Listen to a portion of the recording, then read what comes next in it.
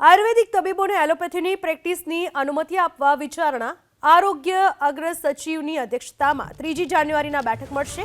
આયુર્વેદમાં અભ્યાસ કરેલા તબીબને એલોપેથીની પ્રેક્ટિસની મંજૂરીની થશે ચર્ચા।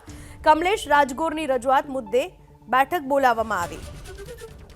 આયુર્વેદિક તબીબોને એલોપેથીની પ્રેક્ટિસની અનુમતિ આપવા માટે હવે વિચારણા કરવામાં આવશે। 3 જાન્યુઆરીએ આ બાબતને લઈને બેઠક મળશે। આયુર્વેદિકમાં જેણે અભ્યાસ કરેલો હોય એમને એલોપેથીની પ્રેક્ટિસની મંજૂરી આપવામાં આવશે। કમલેશ રાજગોરની રજૂઆત મુદ્દે બેઠક બોલાવવામાં આવી।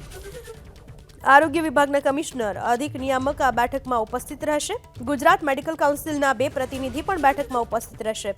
Gujarat board of Ayurvedic and Unani system of મેડિસિનના અધ્યક્ષ પણ હાજર રહેશે। Council of homeopathic system of મેડિસિનના 2 પ્રતિનિધિઓ તેમાં હાજર રહેશે।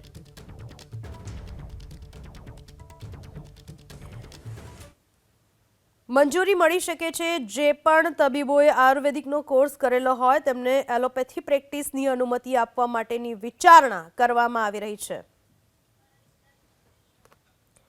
હાલમાં આપણી સાથે અરજદાર કમલેશભાઈ રાજગોર જોડાઈ ચૂક્યા છે।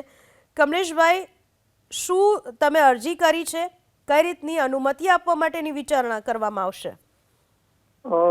સૌથી પહેલા તો અરજીનો વિષય નથી, કેમ કે અનુમતિ રાજ્યની અંદર board of Ayurveda and Unani system of medicine એટલે કાઉન્સિલ આપતી હોય છે।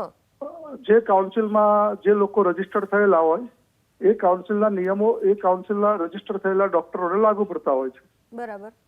જે ગુજરાતની અંદર ગુજરાત મેડિકલ પ્રેક્ટિશનર એક્ટ 1963ની નીચે નોંધાયેલા તમામ સ્નાતકો કે જે board of Ayurveda and Unani system of મેડિસિનની અંદર રજીસ્ટર થયેલા છે, તેઓ એક્ટ પ્રમાણે કાયદાકીય જોગવાઈ છે કે જરૂરિયાત અનુસાર જ્યાં પણ જરૂરિયાત પડે તો એ ઇમરજન્સી મોડર્ન મેડિસિન નો પ્રેક્ટિસ કરી શકે છે। એટલે એના અનુસંધાનમાં કાયદો તો એવો છે નહીં કે એમને આપણે પ્રતિબંધ લગાડી શકીએ। એટલે એના અનુસંધાનમાં એક ચર્ચા વિચારણા કરવા માટે અને રાજ્યનું આરોગ્ય તંત્ર વધુ સુદૃઢ અને તંદુરસ્ત બને એના માટેની આ મીટિંગ છે અને એના અનુસંધાનમાં જે પણ સુધારા વધારા સરકાર દ્વારા કરવામાં આવે એના વિશે આ ચર્ચા કરવાની છે। જી, આભાર ડોક્ટર કમલેશ, આપનો અમારી સાથે વાત કરવા બદલ।